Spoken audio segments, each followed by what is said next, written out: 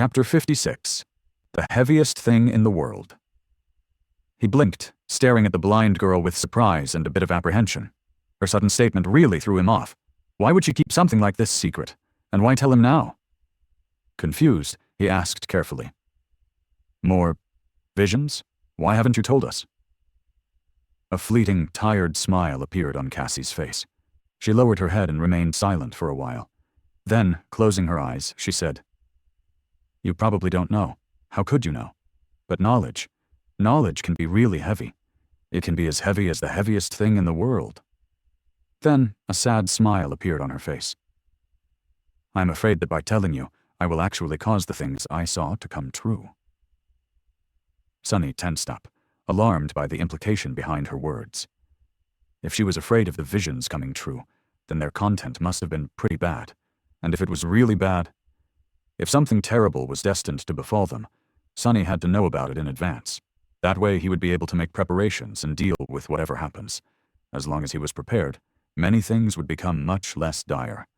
However, what if his preparations would become the very reason for that terrible thing to happen, making Cassie's vision a self-fulfilling prophecy?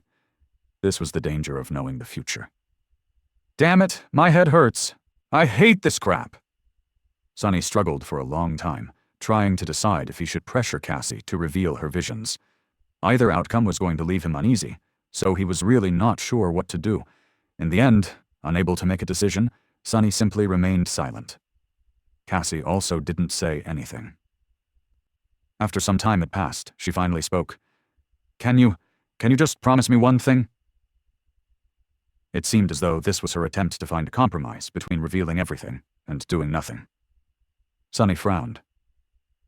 "That depends on what it is." The blind girl hesitated before speaking. "Can you promise that you'll take care of Neff, no matter what?" He delayed answering for as long as the growing pain allowed him. When it became almost unbearable, Sunny reluctantly said, "I can't. I can barely take care of myself." He also didn't trust Nephis enough to make a promise like that. He had nothing against Changing Star and even liked her quite a bit, but they didn't really know each other. Their alliance was one of necessity, not choice. Who knew what would happen once their need for each other was no longer there? No matter what was too steep of a requirement. Of course, he could have misled Cassie by answering yes. After all, the question was whether or not he could make a promise, not whether or not he would follow through with it. But at that moment, Sunny was strangely reluctant to deceive the blind girl. Maybe that whole honesty thing was slowly growing on him. Cassie sighed and turned away. Suddenly, it felt like something imperceptible about her changed. "I see. Yeah, that's fair." With that, she summoned her staff and walked away, leaving Sunny in a somber and uneasy mood just like he had expected.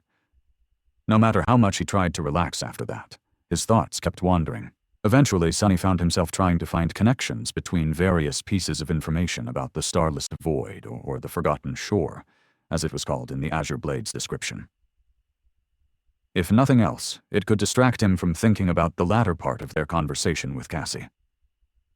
Also, for some reason, the need to understand their environment suddenly seemed much more vital.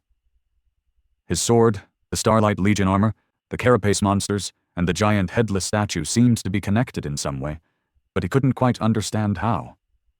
Was the statue a monument to one of the 7 founders of the Starlight Legion? The line of runes describing the armor said that their names and faces were lost to time. The statue's missing head would certainly fit that description. The Scavenger's Echo suggested that the carapace monsters were cursed soldiers of the Fallen Legion. Was that Fallen Legion the Starlight Legion? The fact that he had received the Starlight armor after slaying a carapace centurion was almost a certain confirmation of that theory. If so, why were they cursed? Starless Void, Starlight Legion. What did all of it mean? The 7 heroes were described as being born in the all-consuming darkness. Their oath was to return light to the cursed land. What light did they seek? Starlight? And what was the nature of the all-consuming darkness? Was it the manifestation of the curse that befell their land?